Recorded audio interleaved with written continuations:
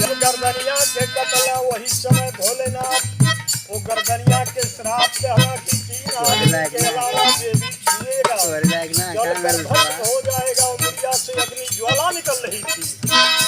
ये भैया कटल गारा दनिया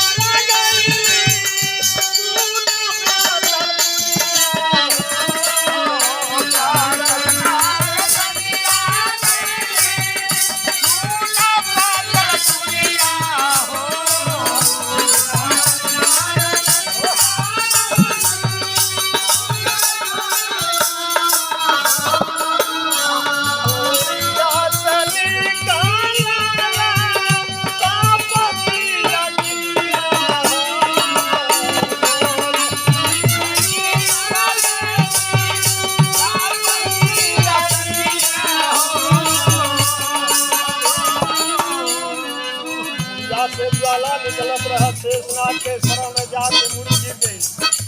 ये के 3 आदमी ना मुड़िया ना चली, उसे ना चल पाई।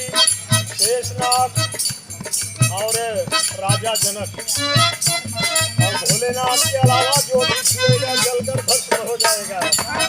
ये भैया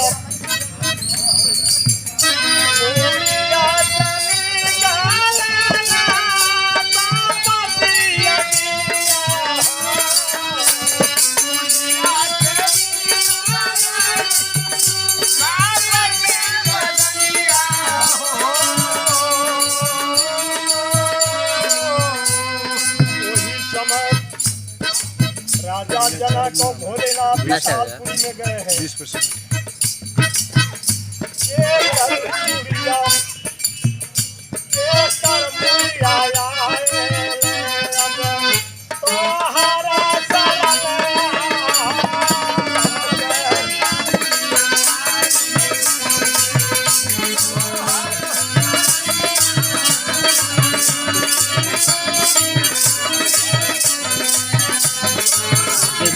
दिनेश के कहा गवा में दिनेश के और उसका आजा आगा दिनेश भैया ज्यादा रहता जैसे हमसे तो रहता प्रभु भुला गइला तोरे बेटवा गणेश के भुला राजा जनक का कइला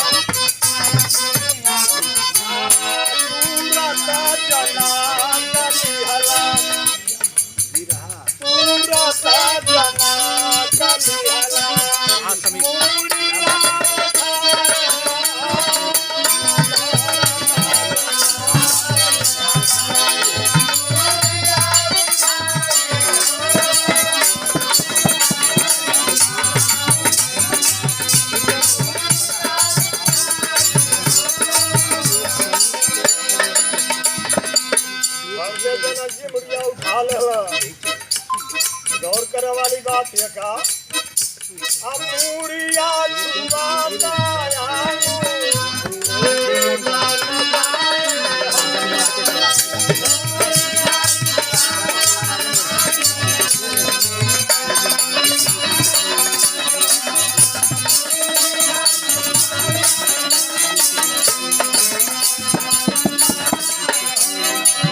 राजा जनक जनक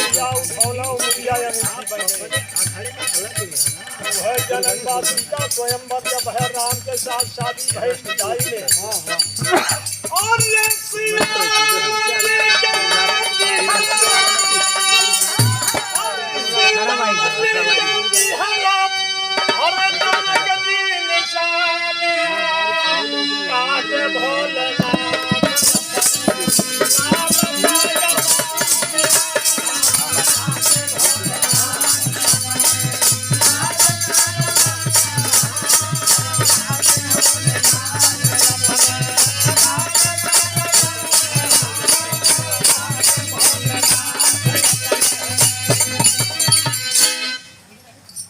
वही अंगूठी सीता स्वयंवर जब हुआ है राम के साथ शादी हुई सीता का, वही जो है अंगूठी दहेज के रूप में भगवान को दिए हैं।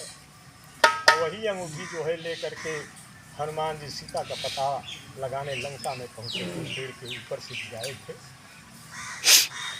बस समाप्त। वाह वाह वाह वाह, क्या बात है, क्या बात है। है ना